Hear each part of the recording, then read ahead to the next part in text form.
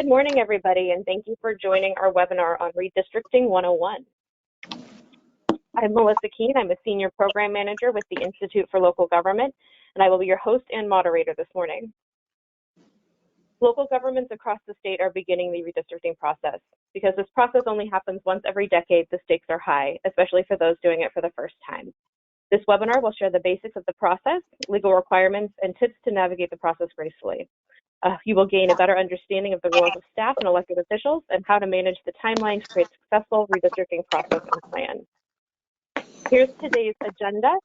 So right now we're doing a quick welcome and we'll cover some logistics, and then we'll introduce our presenters this morning, and then we'll go through the real meat of the webinar here. We're going to talk about what is redistricting, a snapshot of the process, talk through the rules of the road, map requirements, operational practices and community engagement, and then the timeline and census data, which I'm sure there's a lot of questions about. And then we will hold time for at the end for Q&A, and we'll get to as many questions as possible. And then we will also share our contact information with you all for any follow-up as needed. So you've probably noticed that your line has been muted.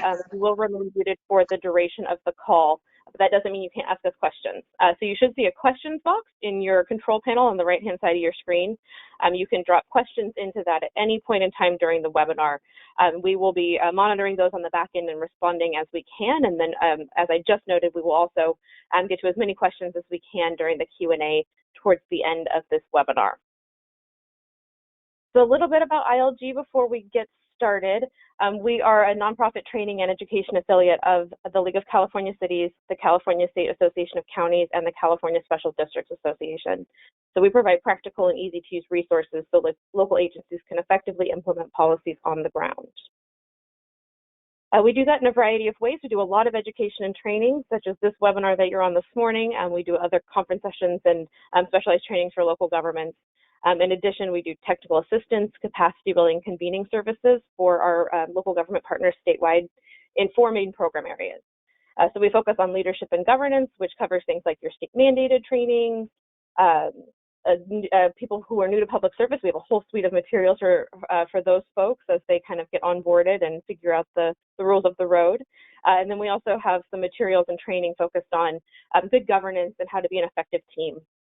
We also focus on civics education and workforce, which really helps facilitate municipal school partnerships and create that pipeline to public service, and get young folks interested in local government as a possible career path. We also focus on public engagement, which covers a whole host of things, everything from getting started to dealing with difficult meeting participants to engaging your community around some of the more challenging topics that you're probably dealing with around housing, around climate, just a lot of different topics there, and really how to embed public engagement into your operations. And then lastly, we also focus on sustainable communities. Right now that program is focusing a lot on housing efforts, and then also around climate and connecting folks to cap and trade funding and providing technical assistance in that space and doing things of that nature. But we also run another award program that recognizes efforts to reduce greenhouse gas emissions, save energy, and implement sustainability best practices. So if you're not super familiar with us, definitely encourage you to go to our website and check out all of our free resources. Our presenters this morning are Mal Richardson, who's a partner with Best and Krieger, Stephanie Smith, who's the Director of Election Services with BBK, and also a former city clerk, and then Ken Strasma, the CEO of HaystaqDNA. I just want to give a big thank you to our partner, Best and Krieger, for making today's webinar possible. So with that, I'm going to turn it over to our presenter team to get us started. Thanks, Melissa. I really appreciate that. So my name is, I'm Stephanie Smith. I'm the Director of Election Services for Best and Krieger. And can you guys hear me? I'm getting a lot of feedback all of a sudden. Just want to make sure. Yes, we can hear you, Stephanie. I think. Okay. I think maybe everybody else needs to mute their lines if they haven't done so. Yeah, all of a sudden just got tons of feedback. Okay. I recently joined Best and Krieger. A lot of you may know me. I spent the last 30 years in municipal government as a municipal clerk. And so retired from the public sector side and decided to help out, continue to help clerks with election related issues and helping our partner agencies navigate this redistricting process. So why is redistricting important? I wanted to highlight this particular map. It was created in 1689.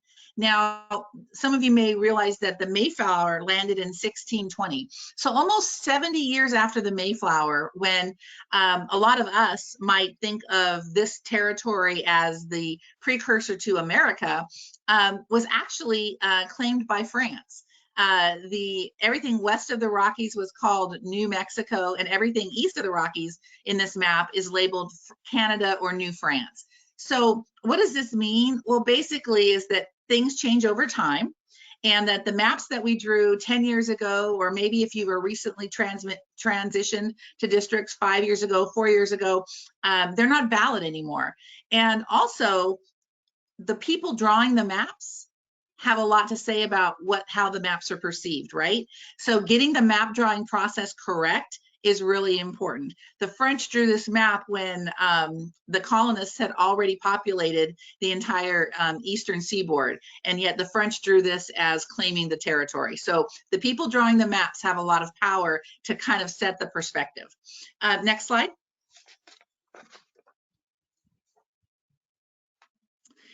So why is redistricting important? This little spreadsheet relates to the city of Big Bear Lake, which is one of the smaller jurisdictions here in California. And whereas you can look at their population over the last 10 years, there's been a very small population deviation since the last census, about 1.5%. What we did was overlaid, because we don't have the census data yet, Mal's going to talk about that. But what we did was overlay the American Community Survey, which is another really great data source, on top of their district boundaries, and realized that 2 of their 4 census tracts in the town had seen about 250% shift in demographics. So even though they're a small city, very small population change, they may need to draw their boundaries again because of that massive shift in the ethnic breakdown. Next slide. Mapping is more than just mapping people. If you look at this particular map, this is by county, and it shows, this is a partisan map. It shows the breakdown of California in terms of party. And we'd like to think of California as this big blue state, but if you break it down by county, it's actually about 50%. It's about 50% Republican, 50% Democrat. So not quite the big blue state that we think. So this is broken out by county. Next slide. However, if you take the population of California and you apply it across the state, you get this big blue ocean. So the population centers in Los Angeles, San Francisco, San Diego, those are concentrated in specific counties. Those counties are overwhelmingly Democratic. But if you take their population and disperse it across the state, then the entire state becomes Democratic. So what does this mean? It means that districts matter. Districts matter. It allows people that may not be part of the majority to elect the representative of their choice. By breaking the state up into counties or into districts that are, that have different interests, it allows people to elect candidates of their choice. And so the same thing applies in our local agencies. If you have an entire city that is, you have a majority population, the majority would always win. But by breaking them into districts, you allow people that might be part of a majority to elect the candidate of their choice, which is the ultimate goal of the Voting Rights Act. Next slide. So what is redistricting? It's basically drawing your electoral boundaries to allow the community to elect candidates of their choice. If you look at this, this little people community and look at that center district, it's about 75% minority population. By creating a district that is a minority-majority or majority-minority, it allows that minority population to elect a candidate of their choice. You could slice up this district, this community, in a way that would dilute the minority population. And in doing so, you might be depriving that population of the right to elect a candidate of their choice. So that's what redistricting really is. That's what district elections really are, is creating boundaries that allow the community to elect their own representatives. Next slide. So really quickly, the snapshot of the process, I'm going to go through this pretty quick, but the general provisions that apply to everyone are in the Elections Code 21,000, general law cities, charter cities, special districts, and you can look at whatever applies to your particular agency. Next slide. So our rules of the road. The cities, they're different, first of all, between cities and special districts. And I know we have representatives from both on this webinar. Cities, you must hold at least 4 public hearings. 1 public hearing must be conducted before the council draws a map. Before they can consider any map, they have to have at least 1 hearing to take public input. And at least 2 of those hearings have to be after the council draws a map. Next slide.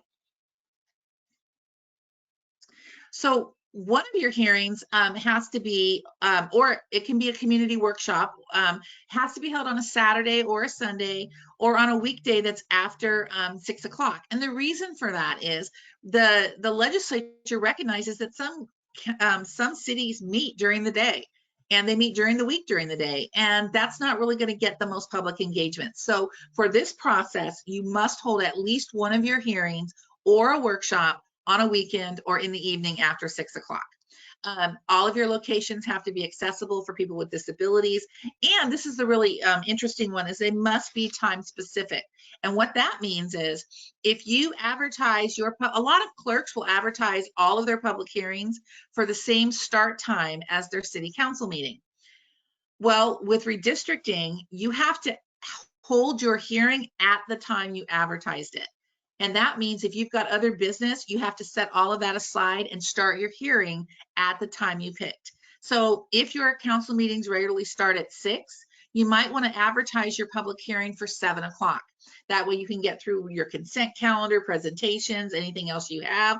And if you are in the middle of an item when 7 o'clock comes along, you can finish that agenda item. But if there's anything between that item and your hearing, you have to skip those and go straight to your hearing. You must start it as close to the time of the advertised public hearing as possible. And then you can come back and finish any business that you had to skip over. Likewise, if you advertise it for, say, a half hour or an hour after your normal meeting time, if you get through your regular agenda before that time, you need to recess until the time of that meeting, time of that advertised hearing. You cannot start it early. You must recess until, say, the 7 o'clock time that you put on your notice. So you're going to really want to focus on your agendas, figure out what times are going to work best for you, and then that's the time you're going to put in your public hearing notice. Next slide. So special districts, they kind of have a little bit of the easy track here. They only have to hold 2 public hearings. And 1 hearing has to be before the vote to adopt the proposed boundaries. And 1 hearing will be the meeting where they do adopt the proposed boundaries. So at that first hearing, you could present draft maps. You could have maps ready to go at that first public hearing and get some feedback from the trustee board. And then you can narrow it down to 1 map, and then you post that and you advertise that for your next hearing, and then they can adopt it at the second public hearing. So much easier process. Next slide. See. Okay, so all of the agencies have the option of forming some advisory commission, forming a commission, and there are 3 types. An advisory commission holds meetings and workshops, takes that public input, provides that to the legislative body, but then the legislative body still holds the official public hearings. It's really just a way to get more people in the community involved and to perhaps get some additional perspective on your boundaries. Now, an independent commission is where the council will appoint this independent commission and delegate the entire process to that commission. The council will no longer be responsible for drawing the district boundaries. They can participate as a member of the public, but they have no extra weight or voice in approving the maps. The commission approves the maps. They hold all the hearings, they hold the workshops, and they approve the final maps. Now, there is a hybrid commission, which is a little bit of both, where they will appoint a commission to conduct some public hearings, make recommendations on 1 to 2 maps, and then the council must adopt one of the maps that is recommended by the hybrid commission. They don't have the authority to draw their own map at that point. They can send it back to the hybrid commission, but they cannot adopt a map on their own that didn't come as a recommendation from the commission. I want to point out that any community that's looking at a commission option really needs to start taking action now, because it takes about 2 to 3 months to form a commission, recruit for a commission, and then train those commissioners on their roles. So I'm not going to say you've missed the boat, but it is going to be very challenging if you have not started yet and you want to form some kind of a commission. Next slide, and I think I'm going to turn it over to Mal. Yeah, thank you, Stephanie. Can you all hear me? Yes. Okay, wonderful. So Stephanie walked us through the procedural requirements for redistricting. I'm going to give you a snapshot, and it's a very, very quick snapshot, and really at 30,000 feet of the substantive requirements for the maps that you draw as part of this redistricting process. Quick background, I'm Mal Richardson, partner at BBK. I'm co-chair of the firm's election practice. And if you want more details, you can give me a call and we can chat, but I think that suffices for now. Okay, so map requirements. There are criteria for cities, there are criteria for districts, there are criteria that apply to both. The standard criteria arise from federal law, right? A council or a board must adopt district boundaries that comply with the Constitution of the United States, the California Constitution, and the Federal Voting Rights Act. The primary criterion that we're looking at actually arises from the FVRA, which essentially states that no voting qualification or prerequisite to voting or standard, practice, or procedure shall be imposed or applied by any state or political subdivision in a manner which results in denial or abridgment of the right of any citizen of the U.S. to vote on account of race or color, or in contravention of other guarantees set forth in federal law. Basically, we have to give equal access to voting to minority communities, and that's really what we're most concerned about when it comes to federal law. Okay, next slide. There are a number of criteria that you have to satisfy as you're drawing these maps beyond, though, equities that pertain to race and to ethnicity. So districts must be drawn so they are substantially equal in population as required by the U.S. Constitution. Now, this is based on total population of residents of the city based on the census, does not include incarcerated persons unless the last known place of residence of that person is within your city. So if you have a city that is home to a jail or a prison, your population count does not include that jail or prison. It just includes those persons in that jail or prison who originated from your city. Okay, next slide. Okay, so the Fair Maps Act and its subsequent cleanup bill provide for 5 criteria, and I'm gonna go through them in their order of priority. First, districts must be geographically contiguous, which basically means that areas that meet only at the points of adjoining corners, right? Those aren't contiguous. Areas that are separated by water, that aren't connected by a bridge, a tunnel, or a ferry service are not contiguous. So you have to have contiguity, geographical contiguity with your districts. The geographical integrity of local neighborhoods or communities of interest must be respected. Now, these communities of interest, that's a defined term. It's a population that shares common social or economic interests that should be included within a single district for purposes of effective and fair representation. These communities do not include relationships with political parties, with incumbents, with candidates. These are like larger HOAs, right? The downtown area. Most cities have different areas that are known to the residents, and so those areas, again, a large HOA, for example, or a downtown area, have to be respected and cannot be divided. The districts have to be easily identifiable and understandable by the residents. To the extent practicable, districts should be bounded by natural and artificial barriers, streets, major arterials, of course, the boundaries of the cities. This of course has to make sense to the residents who are looking at the districts. Okay, next slide. Next slide, please. Okay. Okay, they have to be, hang on one second. I think we skipped a slide. Let's go back a slide here. Okay, oh, I'm sorry. It was compacted into one slide. So the fourth and the fifth criteria fourth is geographical compactness, which is somewhat similar to contiguity, right? You have geographical contiguity often when you have compactness. And then finally, you cannot draw your districts in a way that favors or discriminates against a political party, right? We have to be blind to politics as we draw our district boundaries. Okay, next slide. Now we move on to special districts. Okay, so we have only 3 considerations with special districts. It's much simpler. First, they have to be equal in population. Second, they have to give consideration to and comply with both constitutions and the Federal Voting Rights Act. And we talked about that in my first slide, right? Respecting the voting rights of ethnic minority groups and so forth.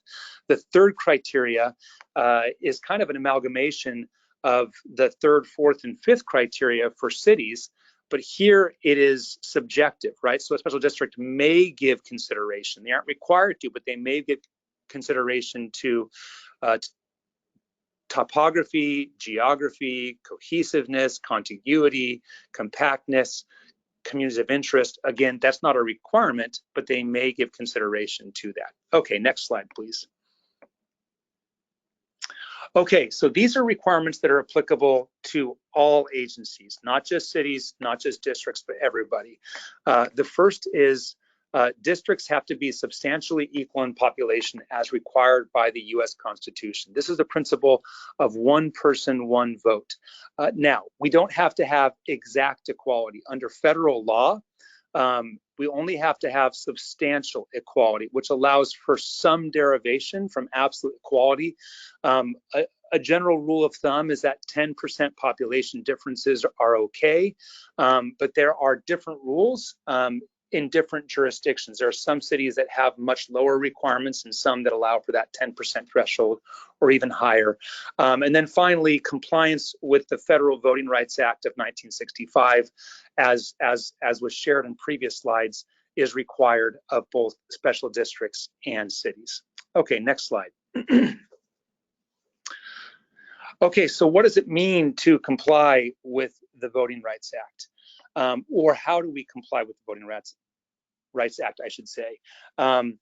You should consider adding verbiage to your redistricting ordinance to ensure protection of Minority Voting Rights Act. Now, it's never a slam dunk that you're not going to get sued.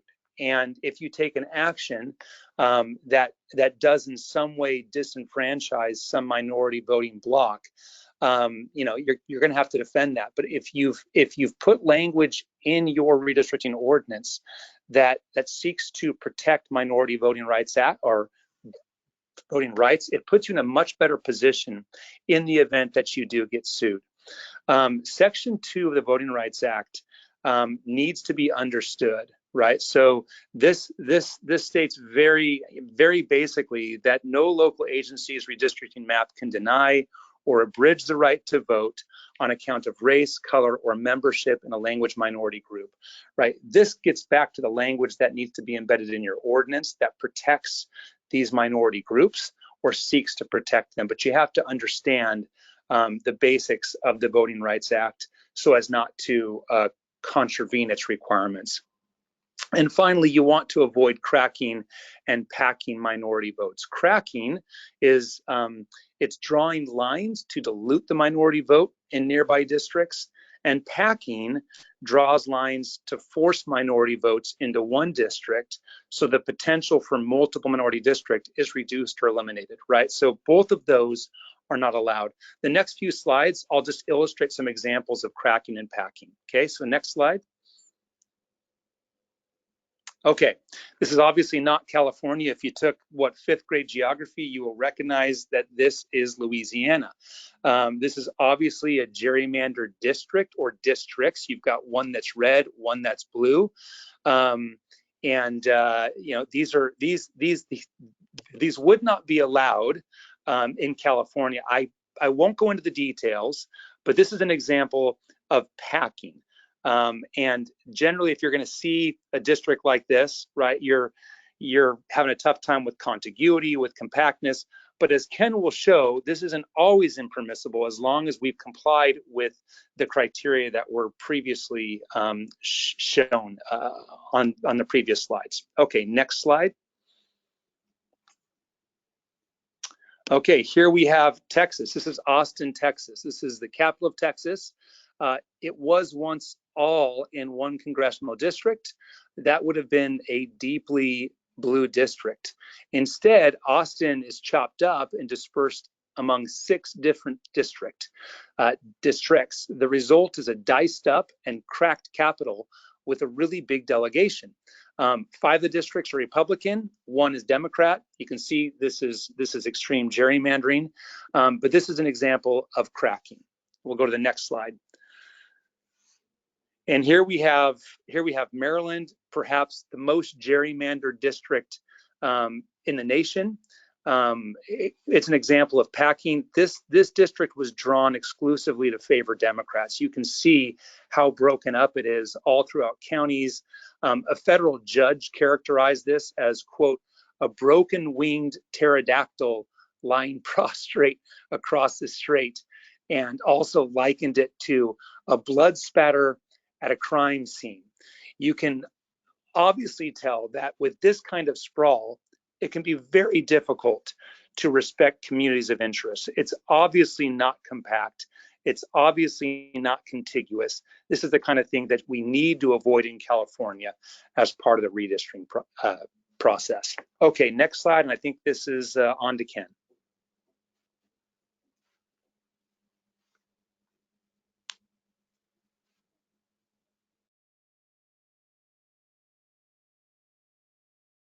And I do think you're muted.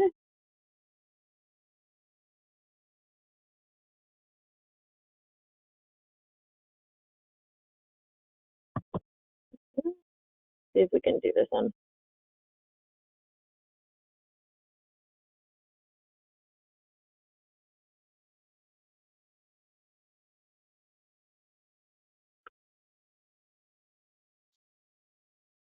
Okay, I think that works. There we go. I was trying to unmute myself, unmuted by the organizer. So thank you. So as Mel alluded to, not every district that looks weird is a gerrymander. Could we go? I'm not sure how the animation's working. Could we go back to 2 clicks on this slide? If there's a version where we're just seeing the pink outline by itself. Oh, I apologize. This is a PDF. It's not so the animations don't show up. I didn't realize there was animations. I apologize. Oh, okay. Never mind. So imagine that all you could see was the pink district here. So I love the description of the Maryland district as the broken winged pterodactyl. This district could be very well described as a dragon. It's got its mouth. It's got wings. It's even got the eye in the northeastern corner, and so it's a sort of, and who knows, like octopus legs or whatever down at the bottom. It looks terrible, but when you start to investigate why the district ended up looking like it did, it makes a lot more sense. So the first thing we added in the water layers. This is in Madison, Wisconsin, which its downtown is on an isthmus between two lakes. So those lakes force the skinny body in the middle. The dark lines on the bottom are minor civil division lines, so towns and villages south of Madison that were kept together in respect for redistricting criteria, one of which was to try to preserve minor civil divisions. And then even those white dots that look non-contiguous and on the surface would be we could be considered impermissible. Those are actually town islands. So by the wing, that little triangle is the town of Madison. I believe the Dragon's Eye is the town of Burke. The city of Madison started out, 100 years ago, was much smaller, and it grew over time and annexed land. And it annexed land that in a lot of areas that used to be other towns, but there were some islands that weren't annexed for whatever reason.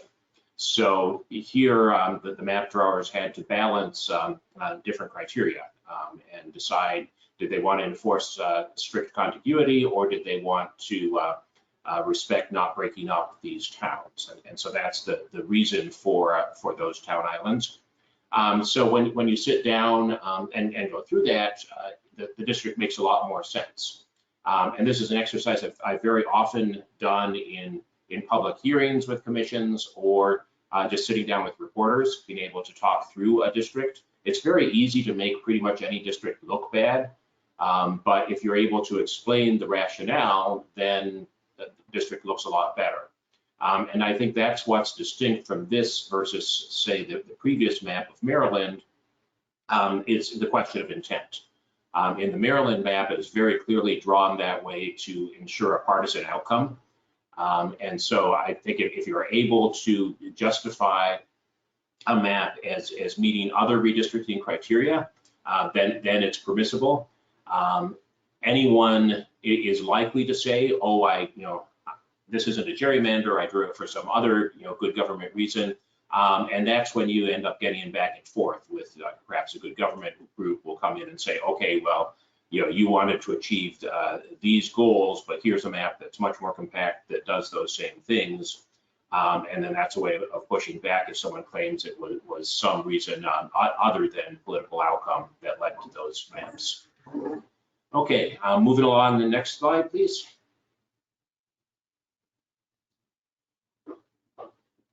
Okay, let's talk a bit about the census data.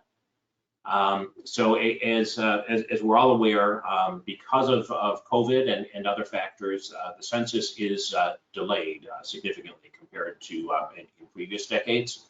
The current target release date is September 30th, which I know causes a lot of troubles in various different jurisdictions all across the country that had deadlines built into their rules based on the expectation that the census data would have already been released this spring.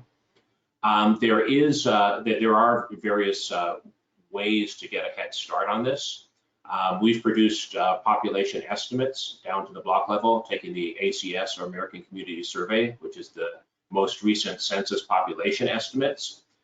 Those unfortunately aren't at the block level, so they're not directly usable for drawing districts, but we did disaggregate them to the census block level. So we have a set of data that can be used to draw the basic outlines of a district ahead of time. The population deviation would still need to be zeroed out once the actual data comes out.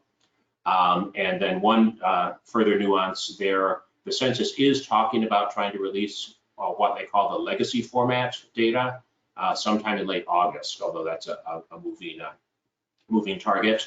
That's data that's not in the nice cleaned up format that will be easily loaded into mapping programs. But we, together with various other partners, are going to be processing that. So probably a couple weeks after that August release, we would have that legacy data in a usable format. Next slide, please.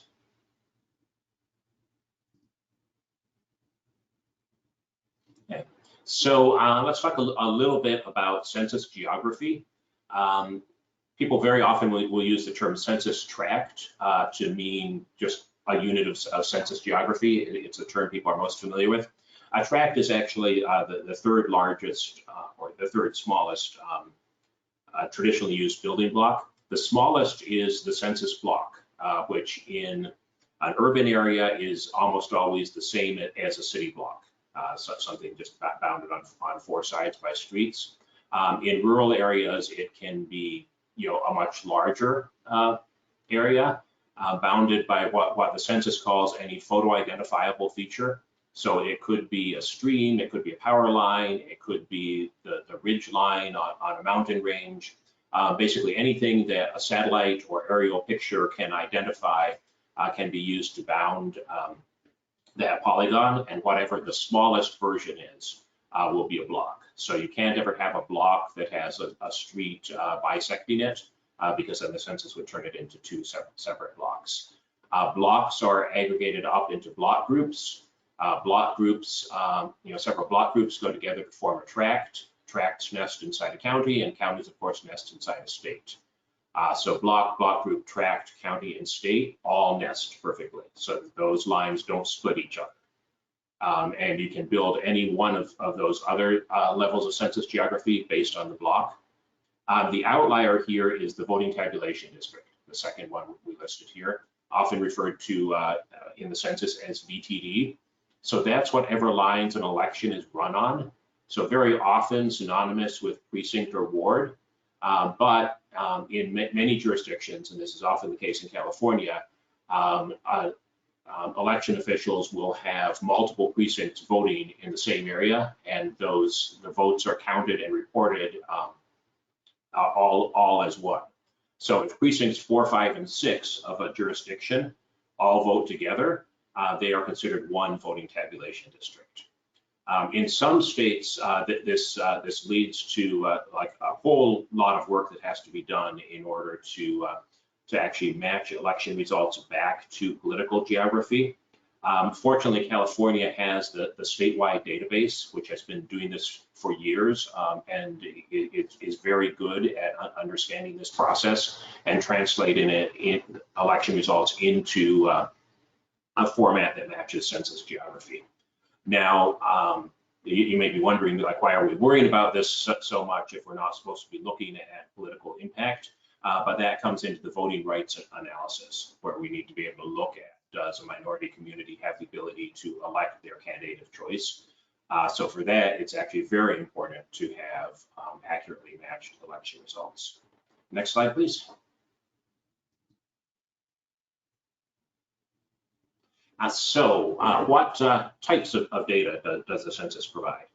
So the most important piece in terms of getting low population deviation in districts is just the total population. But within that, the census provides the option for people to select one of 6 different racial categories: white, African American, Native American, Asian or Pacific Islander, Native Hawaiian or other Pacific Islander, and other. In addition to that, people can choose more than one. People can check multiple categories. So the census reports all of these categories alone by themselves, or combinations of 2 through 6 of those. So this is part of why, if you see raw census data, you see columns and columns of that information combination. Next slide, please.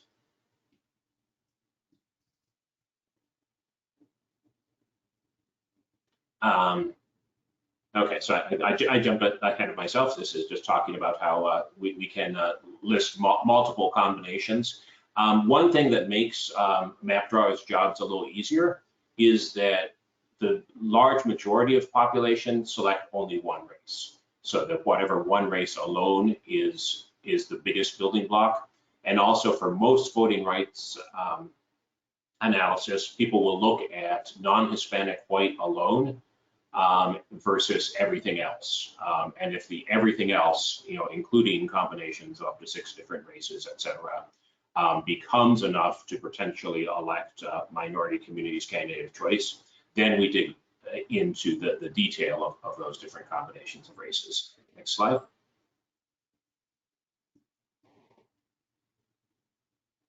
So you may have noticed that Hispanic was not one of the races listed. That's because in census terminology, Hispanic is considered an origin rather than a race. And each one of the racial categories listed may or may not be Hispanic. So it's two, if you remember your census form, yeah, it's two separate questions, what race and yes or no, are you of Hispanic origin? And so for each of the racial categories, there are then, they list a total, and then there's two separate ones, Hispanic and non-Hispanic, for each one of those 6 racial categories and the combinations of multiple racial categories. Next slide, please.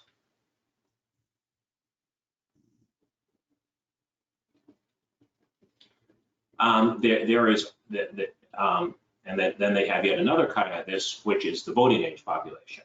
So the people by each one of these race and origin categories that are 18 plus. Now, the voting age population is not used for district population equality.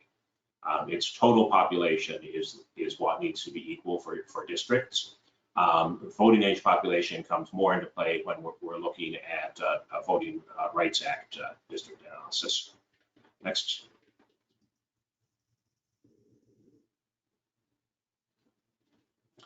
And then another special tabulation that the census releases, it's not part of the main census redistricting release, but the census does it separately, is citizen voting age population.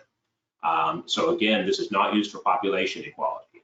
So it's all people, regardless of age, regardless of citizenship status, are counted towards district total population. But because only citizens can vote and only people 18 plus can vote, it does come into play when we get to the point of doing Voting Rights Act analysis and racial block voting analysis. Next slide.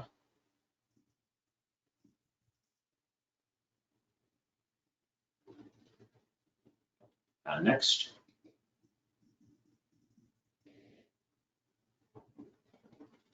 So I've mentioned a few times the concept of racial block voting analysis.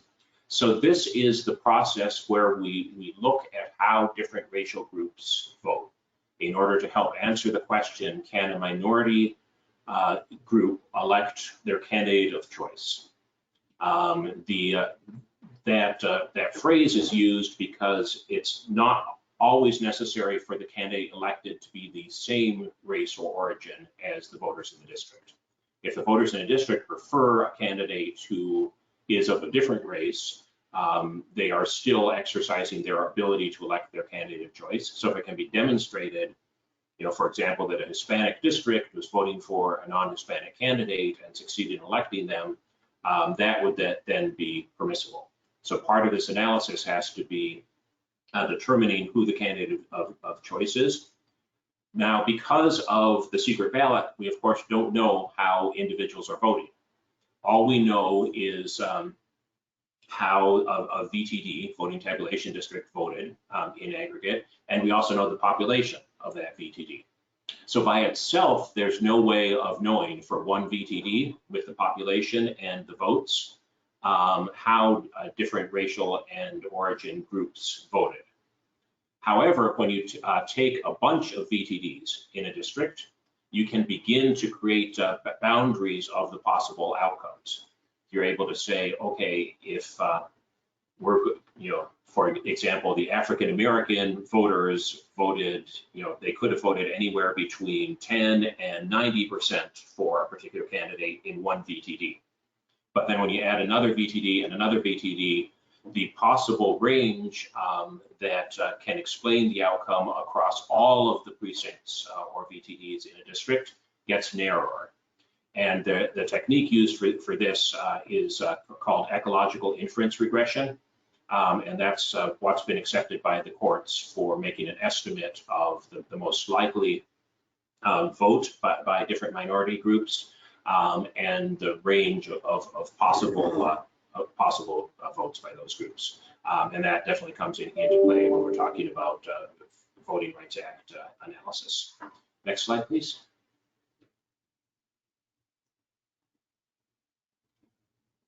I touched briefly earlier on Census Geography. This just illustrates a little bit more the how the different units nest. So we see here we have the US, within it California. Every person in California, every block in California is in one and only one county. Block groups are all in only one county. They don't split counties. Or I'm sorry, tracts don't split counties. Block groups don't split tracts, and blocks, as I mentioned before, are the smallest building block. Now, there are a lot of other levels of census geography that don't meet this nesting hierarchy. So minor civil divisions don't necessarily reflect tract lines. A tract can straddle a minor civil division. And then there's a lot of other things. Tribal lands, especially, might cross county boundaries and minor civil division boundaries. School districts, other political districts can all cross those census boundaries. Next slide, please. And we have a quick clarifying question, if you don't mind revisiting this a little bit. Can you clarify the difference between a tract and a block? Sure. So a tract is a group of potentially hundreds of blocks. It's something that like you'll never run into it in your daily life. I mean, people know what city they live in, they know their zip code, etc. A tract is really only used as for organizing census data collection. But a tract is made up of multiple block groups, and each block group is made up of multiple blocks. So think of a tract as a fairly large unit of geography. If you're drawing maps on tracts, you're going to have to eventually switch down probably to the block level in order to zero out the population deviation, especially if you're working on a congressional map where close to zero is the criteria. If you have a broader range of allowable population deviation, you might be able to draw a district entirely on tract. Great, thank you.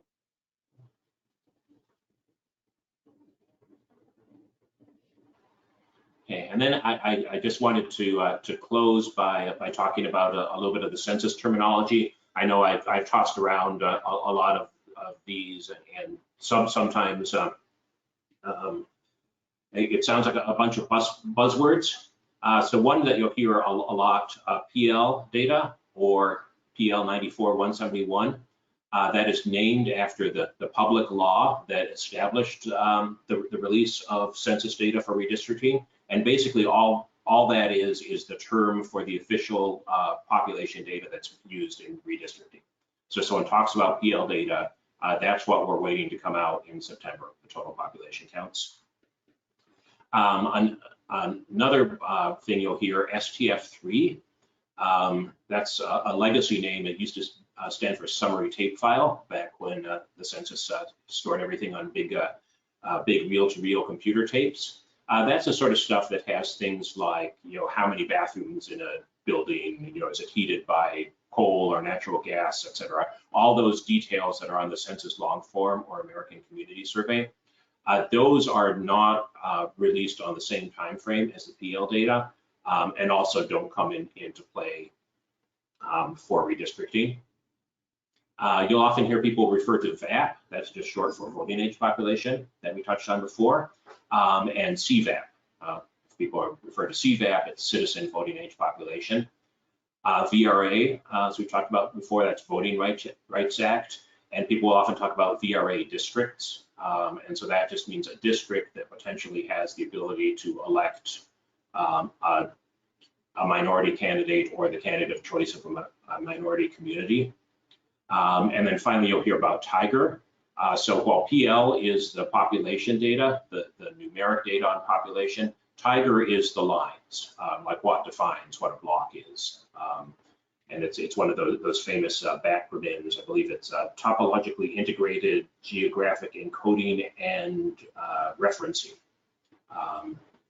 Is what it stands for, but basically it just means the lines that make up all those units of geography we've been talking about. Okay, I believe I'm handing it back to Mel.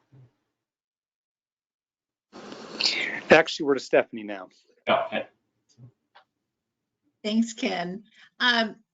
So I wanted to go over briefly, what are your operational requirements? You know, the Fair Maps Act really put some heavy requirements in terms of outreach with the cities. I'm going to get to special districts in just a second. First of all, you're going to want to utilize all of your media outlets to advertise your hearings. You're going to want to include your foreign language newspapers if possible. If you can show that you went this extra effort to engage members of minority populations in the map drawing process, and as Mal said, you know, nothing's going to foolproof a map from any type of a CVRA challenge. But if you were to be challenged on your maps, and you can show this history of advertising in your foreign language newspapers, volunteering language translation for outreach at your public meetings, if you're asked to provide a translator, you must provide one. But, you know, consider volunteering that. Consider know what your Voting Rights Act languages are, and if you don't know, you can get that information from your registrar of voters. But it's the languages that you normally publish your notice of election in. So if you just publish it in English and Spanish, maybe Chinese and Korean, think about having translators available in those languages at your workshops, at your hearings. Produce your materials in multiple languages if you can. Don't forget American Sign Language in terms of having a translator available at your hearings, because people will not only appreciate it, but number two, again, it's going to help you in the event there were to be some unlikely challenge to your map. Ideally, the point of this is to make the process as transparent as possible. You want to ensure that everyone, and I mean everyone in your community, has the ability to participate if they choose in this process.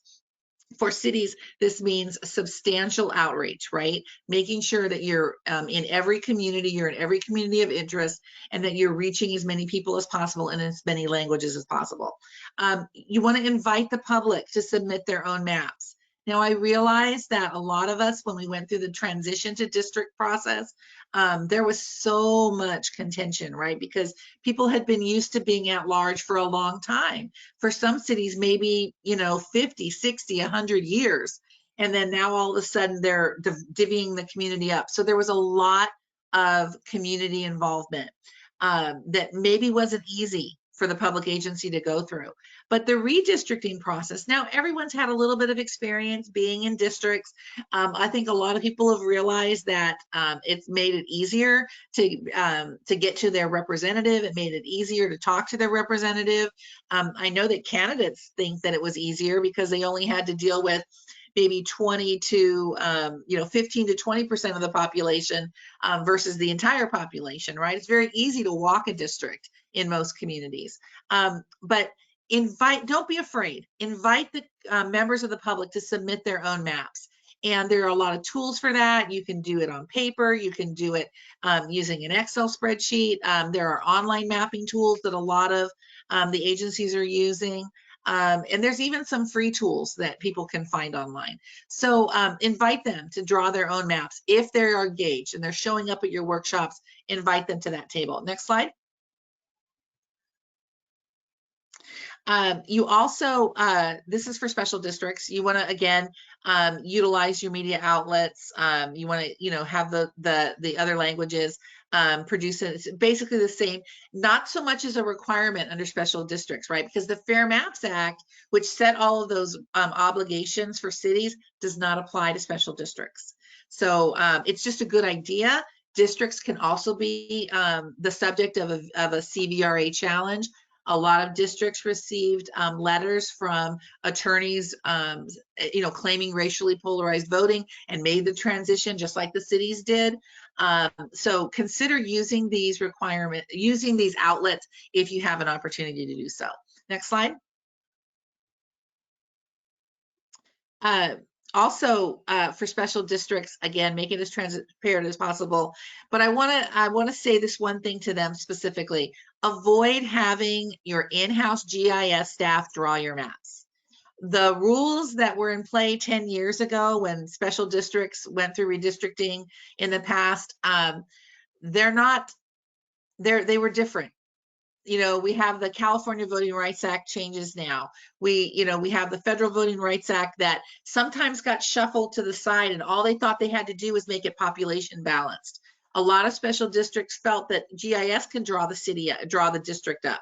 And we're running into that a lot with our special district clients, that they've used their GIS teams in the past because they thought the only requirement was population balance. Well, yes, that is a requirement, but it also has to comply with all the other provisions of the Federal Voting Rights Act. And now we have the California Voting Rights Act and the California Constitution as well. So it's really important that you don't have your GIS people do this. And then also invite the public to submit their own maps if possible. Next slide.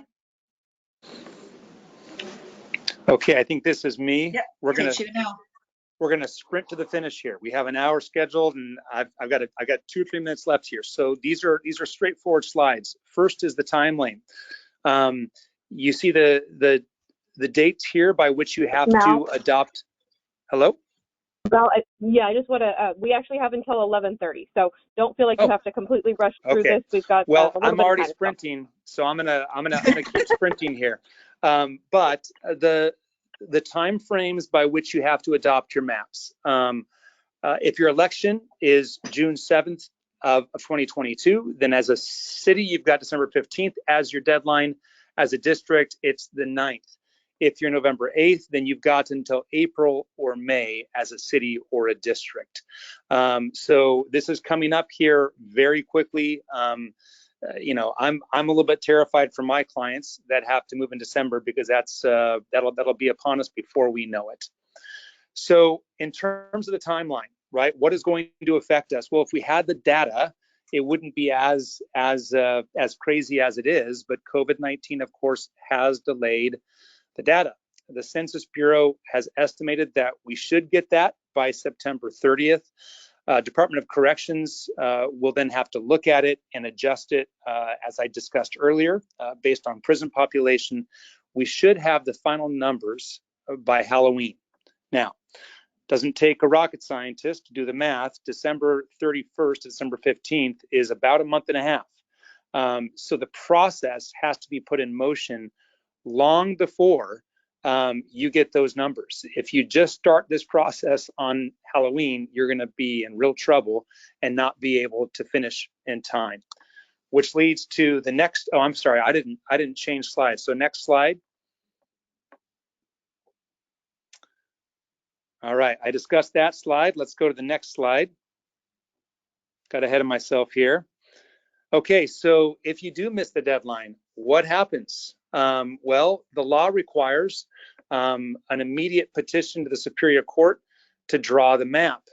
If a city does not file that petition within 5 days, then a resident may file the petition and recover fees. This is a bit of an unknown.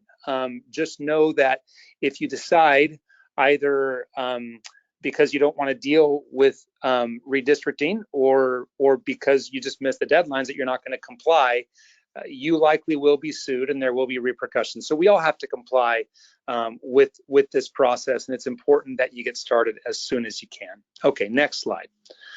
What are the pitfalls? What are the potential challenges? Well, first and foremost is just not understanding the hierarchy of criteria. And again, those are different for cities and for special districts, but you have to understand the hierarchy of criteria, not just the criteria, but what is most important, what comes first and what comes fifth, because a court will look at whether you have respected the hierarchy of criteria. Stephanie touched on this, the danger of using in-house staff versus a demographer. 10 years ago, 20 years ago, it was the norm to go in-house. Because of the changes that we've seen to the Voting Rights Act, the Fair Maps Act, it's almost become impossible to do that and to comply with the law. Maybe the most exposure comes from not complying with Section 2 of the Federal Voting Rights Act. This is the litigation framework. There's a risk analysis in Section 2 in federal law. I'm not going to go through that, but it basically looks at things like the history of official voting-related discrimination in the subdivision, the extent to which voting in prior elections has been racially polarized. All of these very subjective criteria that a court can look at to determine if the Federal Voting Rights Act has been complied with. This gets very, very complicated very quickly. And if in any way your redistricting process could be contentious, you have to have somebody who knows the Voting Rights Act and this litigation framework giving advice, and so you understand kind of how to avoid the very real landmines that are put out there by the Voting Rights Act. Okay, next slide, please. You know, all of this is kind of in light of the fact that you could be sued under the CVRA, under the FVRA. You need to have a team in place, a demographer, either your in-house counsel or otherwise, who understands these issues to avoid litigation. There's always the risk of packing and cracking. Ken went through kind of the perspective of a demographer when it comes to drawing district lines, all of the very kind of technical, complicated issues that go into that. And it is very technical and complicated, and you have to make sure that you're not either packing or cracking districts.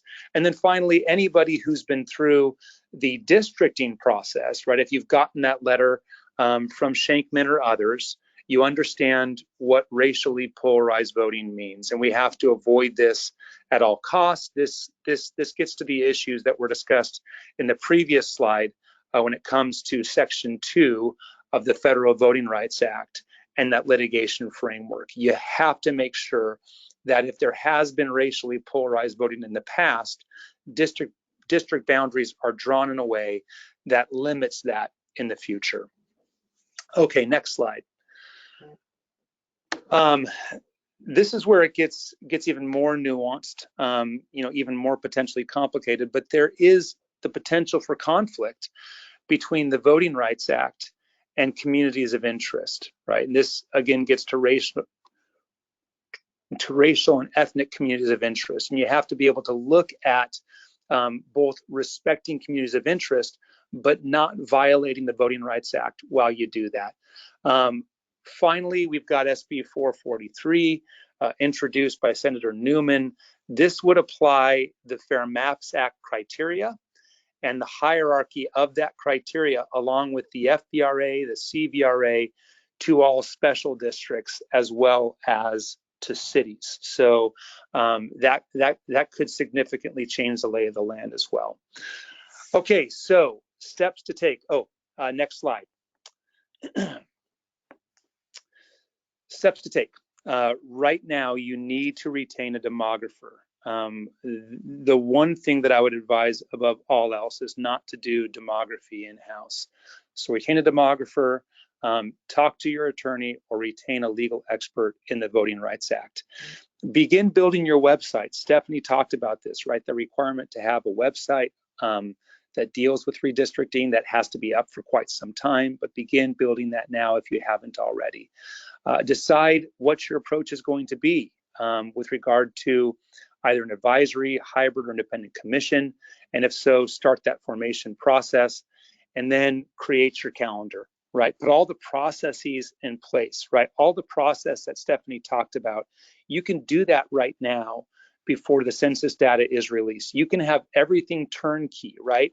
The car is purchased, there's gas in the gas tank, the keys in the ignition, so that as soon as you get that data, you can turn the ignition and start going. You can even have all of your hearings, right?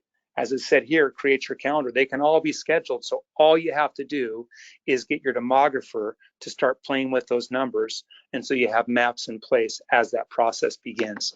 Again, because of the short time frames that we have due to COVID-19, you're going to want to get all of that in place well beforehand. Can't emphasize enough how complicated this has become in the past few years, you know, especially with the emphasis on districting over the past few years because of attorneys like Shankman. The public is watching this, and the law has changed. So just be very careful, ensure you have your team in place, and that is it. So next slide, I believe, is our Q&A slide. We are happy to answer any questions that you have. I believe you have our contact information. If you have any questions beyond those that are asked right now, you can always contact us via email. You can make a phone call. We're happy to answer any questions you have. So thank you for your time. Again, happy to answer any questions. Great. Thank you, everyone. And I will be sharing everybody's contact information at the close of the webinar. So you will get that today live. And then as a few of you have asked, we will also be distributing the recording and the slide deck after the call, and so you'll receive it that way as well. So definitely feel free to follow up with us as needed after the call. So we do have a few questions already in the queue, but if you have anything else that comes up either during this discussion or that you haven't submitted yet, again, there's a questions box in your control panel on the right-hand side of your screen. Feel free to drop any questions in there as you think of them. So got a few here already, though. So to kick us off, this question is about incumbents and the redrawing of lines. So do you have to consider any of that in terms of incumbents, or could the map be redrawn in such a way that it draws the incumbent out of a district? Does that make sense? It does make sense, actually. You actually, under the Fair Maps Act, you can't consider where your current office holders live, right? I mean, it can't be a deciding factor in drawing your map. Now, realistically, is a council going to draw a map intentionally that's going to get rid of one of their colleagues? That's a political decision. That's a political, political action. It's entirely possible that some council might do that. You might have council members that perhaps maybe have moved, stayed within their district, but moved closer to the lines, and to where when you do the redistricting, the lines might show that a person, you might end up with two council members in one district. One thing that is set, though, is that nobody's term will come to an end as a result of redistricting.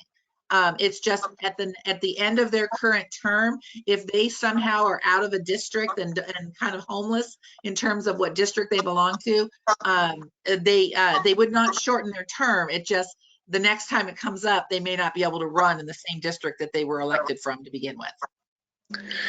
And it bears noting that the Fair Maps Act approach to incumbents is different from the approach that anybody who transitioned to districts in the last few years encountered, where you did look at incumbents to a certain extent, right? But now under the Fair Maps Act, we are supposed to be blind to that. So yeah, Stephanie's spot on. Great, thank you. There's a clarification about the clarifying question about the deadline as it relates to special districts. So they're trying to confirm if the 11/1 deadline for districts to adjust boundaries applies only to districts that are currently already broken up into special districts that are already broken up into districts versus those that are going through that process right now. It's not November 1, it's 180 days. It's 180 days before they cannot be adjusted beyond 180 days before their next election. Now, I do want to clarify if, and I don't know that we have any on the call. I remember that I saw so many different attendees. School districts are actually March 1st, then that's by education code statute. But any other special district, it's 180 days prior to the election. So that's why we're looking at December 9th for a June election and May 11th for a November election. Okay. Anything you can speak to about folks going through the districting process right now? Oh, that are transitioning right now.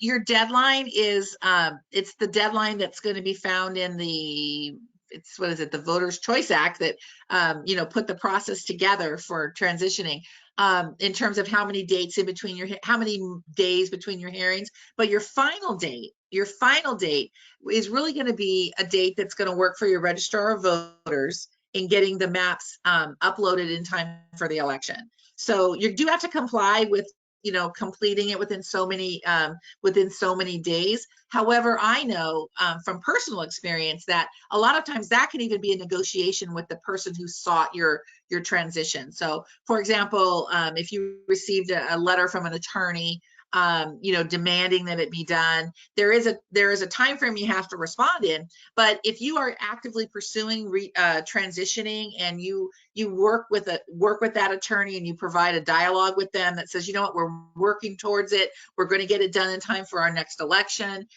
this is our date to get it to the registrar, then typically they're very open with not filing a suit against you, as long as you're taking those proactive steps in doing the transition. So just a good rule of thumb, you might consider calling your registrar of voters and asking them what's their drop dead date to get shapefiles, GIS shapefiles for your next election. And then that kind of will be your date. You absolutely have to have this process completed.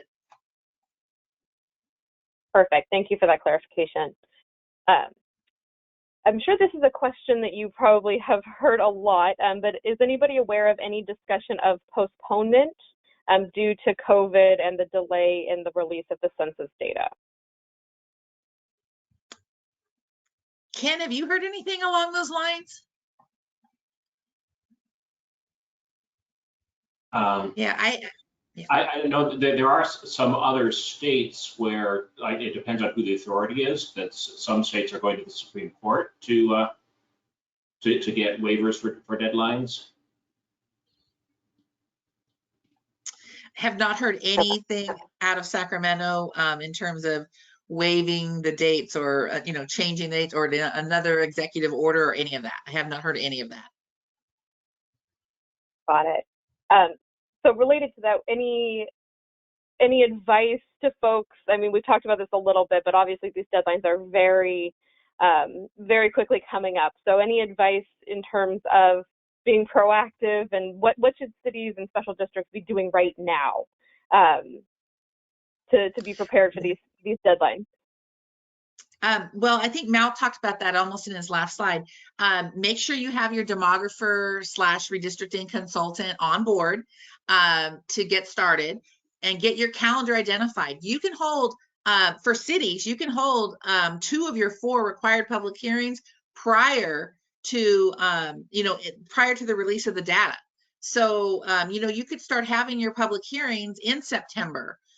You could have one in September, one in very early October, and then, you can have another one, within, you can't consider a map for at least 21 days after release of the census data. So whenever that date really is, the very first opportunity for your legislative body to look at a map from your demographer would be 21 days.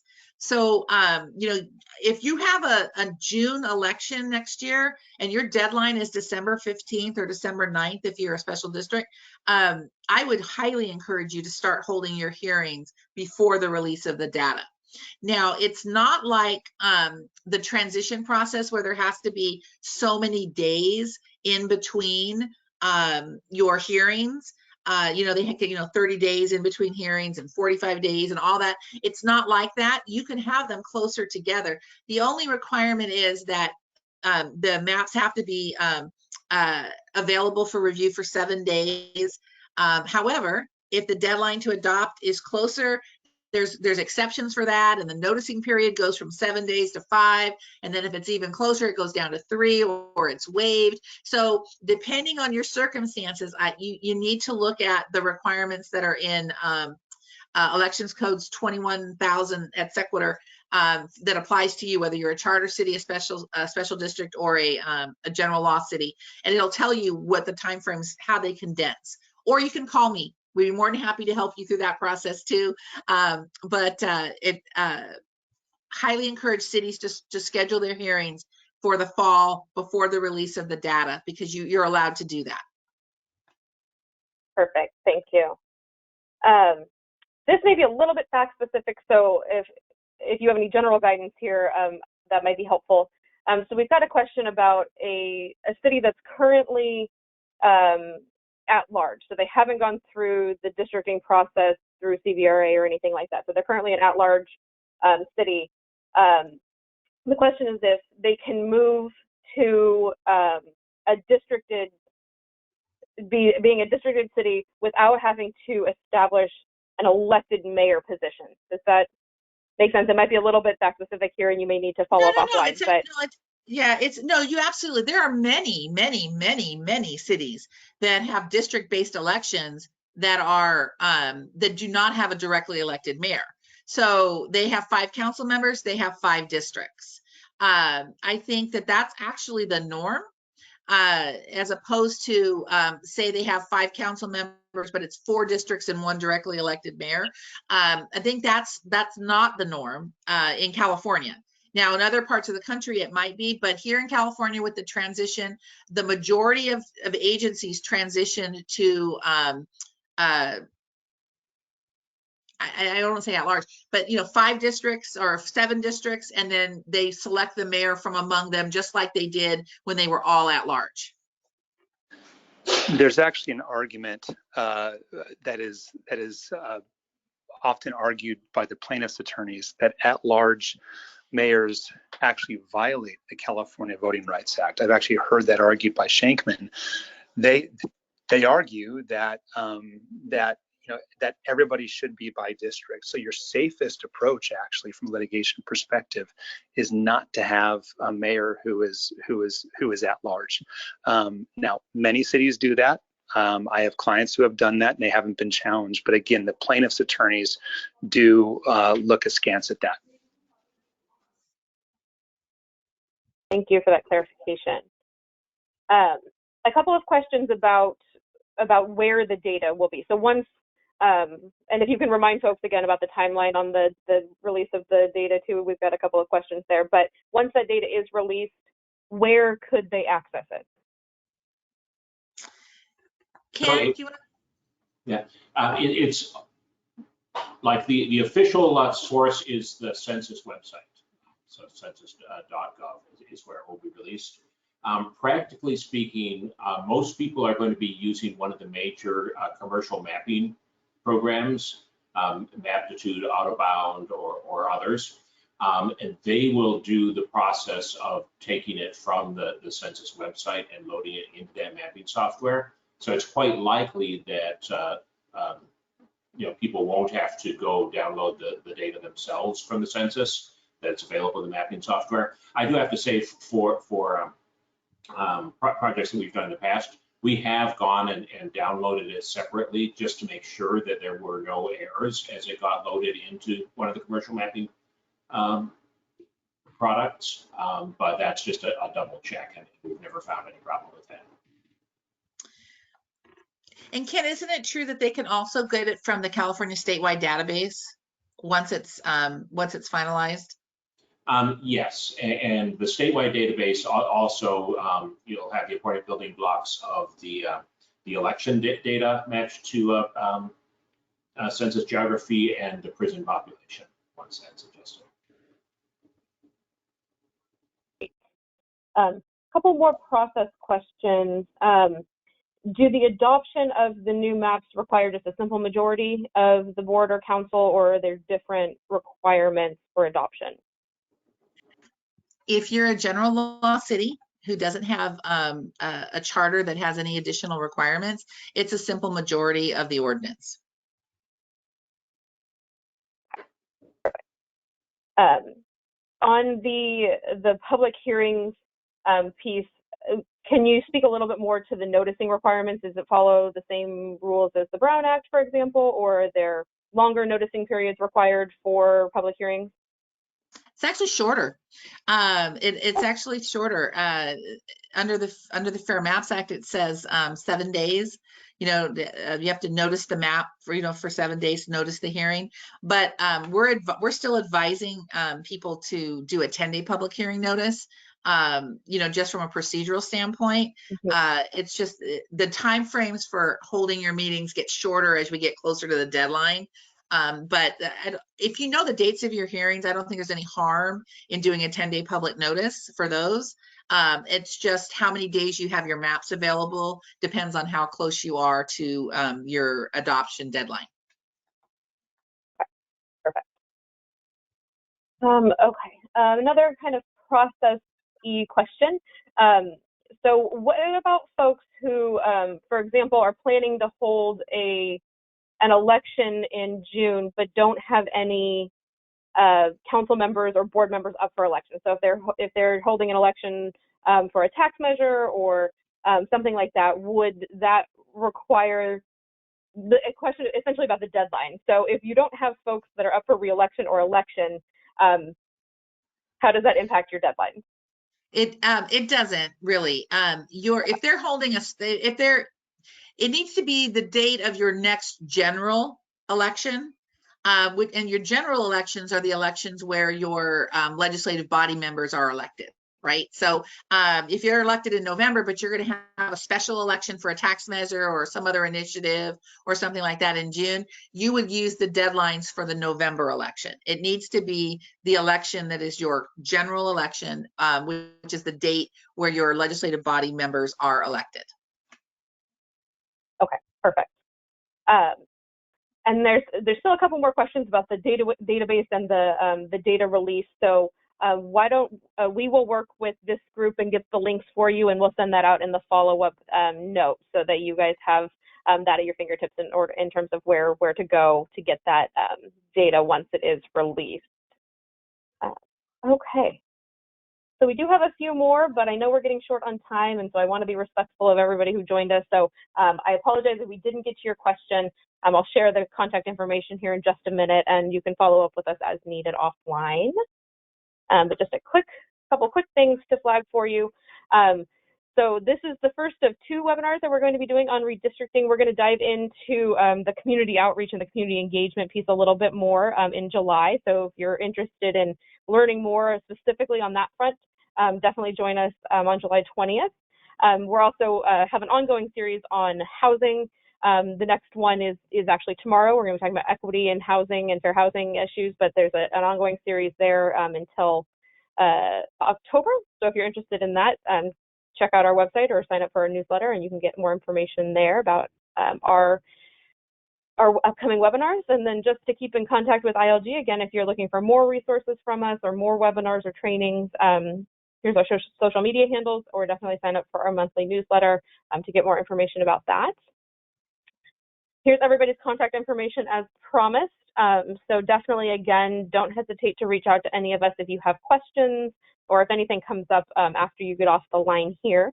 But I do want to give our speakers just another minute here if they have any closing thoughts or last piece of advice for the folks on the line. Anybody have anything to share?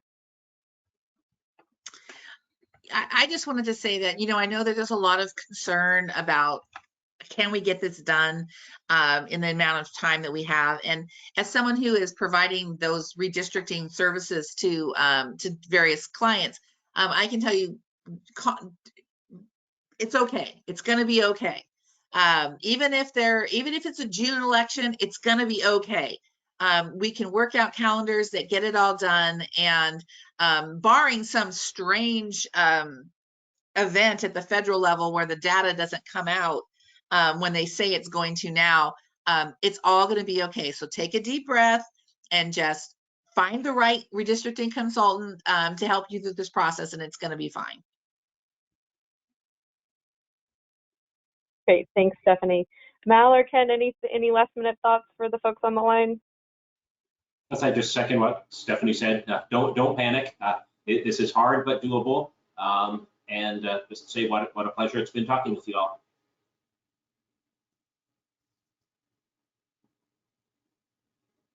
Perfect. Okay, well, with that, I definitely want to thank all of our panelists this morning for sharing their experience and expertise on this front. We will be following up, as I mentioned, with the recording as well as the slide deck for all of you on the line. So keep an eye out for that either later this week or early next week.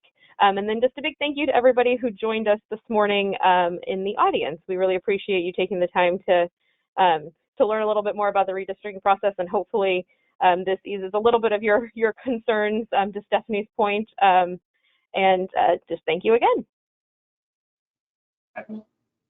Thank you.